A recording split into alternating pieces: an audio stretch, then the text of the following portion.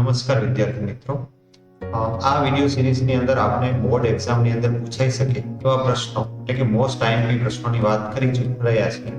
આના પહેલા એક વિડિયો આપણે અર્થશાસ્ત્ર વિષય સાથે વિભાગ ઈ નો અપલોડ કરી ચૂક્યા છીએ. આજે આપણે અર્થશાસ્ત્ર વિષયનો વિભાગ ડી ની અંદર પૂછાઈ શકે એવા પ્રશ્નોની ચર્ચા કરીશું. આ સાથે સાથે ધોરણ 12 ના વિડિયોની સાથે સાથે હું પ્રયત્ન કરીશ કે ધોરણ 10 ના અમુક વિષયોના પણ એવા પ્રશ્નો કે જે આ બોર્ડની એક્ઝામમાં પૂછાઈ શકે અને તમે એનામાં સારા માર્ક્સ મેળવી શકો એવો પ્રયત્નો રહેશે. તો સમય વેસ્ટ ન કર્યા કરતા આપણે ઝડપથી શરૂ કરીએ. આજનો વિષય અર્થશાસ્ત્ર ધોરણ 12 અને વિભાગ ડી. તો સૌથી પહેલા જો વિભાગ ડી ની અંદર ડી અને ઈ એવા વિભાગો છે કે ઘણી વખત એના પ્રશ્નો એકબીજામાં પૂછાતા હોય છે. એટલે ઈ ના પ્રશ્નો પણ ઘણી વખત મુદ્દા ઓછા કરીને વિભાગ ડી માં પૂછી લે અને ડી ના પ્રશ્નો પણ ઘણી વખત વિભાગ ઈ માં અર્થશાસ્ત્ર વિષયની અંદર થતા હોય છે. તો આપણે જોઈએ કે વિભાગ ડી ના અર્થશાસ્ત્રમાં કયા પ્રશ્નો છે. તો સૌથી પહેલો પ્રશ્ન જે આવે છે જેમ કહેવાય કે એવરગ્રીન પ્રશ્ન જે દર વખતે પૂછાતો હોય છે. તો એ પ્રશ્ન છે આકૃતિ અને આલેખ દોરતી વખતે ધ્યાનમાં રાખવાની બાબતો. સૌથી મહત્વનો પ્રશ્ન છે, દર વખતે પૂછાય છે આકૃતિ અને આલેખ, અને અલગ અલગ સ્વરૂપે ઘણી વખત બોર્ડની એક્ઝામમાં પૂછાઈ ચૂક્યો છે. પછી એ જ પાઠમાંથી બીજો મહત્વનો પ્રશ્ન આવે છે આકૃતિ અને આલેખ વચ્ચેનો તફાવત સમજાવો.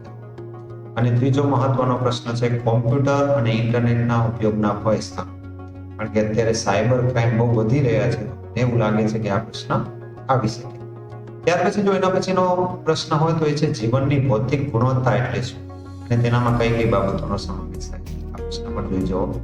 પછી મહત્વનો પ્રશ્ન વૃદ્ધિ વિકાસમાંથી છે. તો ભારતમાં વૃદ્ધિ થઈ રહી છે કે વિકાસ થઈ રહ્યો છે અથવા બંને થઈ રહ્યા છે? તમારા જવાબ માટેના કારણ આપો. આ પ્રશ્ન પણ બહુ મહત્વનો છે.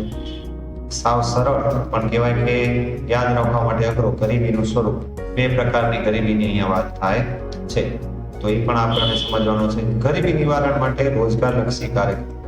અને પ્રશ્ન ફરાવીને પણ પૂછે કે ગરીબી નિવારણ સરકાર દ્વારા લેવામાં આવેલ પગલાઓ અથવા સરકાર દ્વારા રજૂ કરેલા કાર્યક્રમ. ત્યાર પછી જોઈએ તો બેરોજગારીનું સ્વરૂપ જાણવા શ્રી રાજકુમારે રજૂ કરેલ માપદંડો મહત્વનો પ્રશ્ન છે. 4 માપદંડોની વાત થઈ રહી છે. ત્યાર પછી ચક્રીય બેરોજગારી, મને એવું લાગી રહ્યું છે કે આ વખતે ચક્રીય બેરોજગારી પૂછાયની સ્પષ્ટ શક્યતા છે. ખામીયુક્ત શિક્ષણ પદ્ધતિ માટે બેરોજગારી માટે જવાબદાર છે. ખામીયુક્ત શિક્ષણ પદ્ધતિ છે એ બેરોજગારી માટે જવાબદાર છે, તો સમજાવો. આ પણ મહત્વનો છે. મનરેગા વિશેની માહિતી આપો. આ પણ મહત્વનો છે. નીચા મૃત્યુ દરના કારણો અને સાથે સાથે વસ્તી વિસ્ફોટ ની વિગતે સમજૂતી આપો. આ પ્રશ્ન પણ મહત્વના બની જાય છે. જેટલા પણ પ્રશ્નો છે એ તમારે એક વખત જોઈ જવા જોઈએ. ઊંચા જન્મદર માટેના કારણો, હરિયાળી ક્રાંતિ, ઊંડિયામણ દર, વિદેશ વેપારના કારણો, નાના પાયાના ઉદ્યોગો મહત્વ સ્પષ્ટ કરો અને સાથે સાથે મૂડી રોકાણ આધારિત ઔદ્યોગિક માળખું સમજાવો.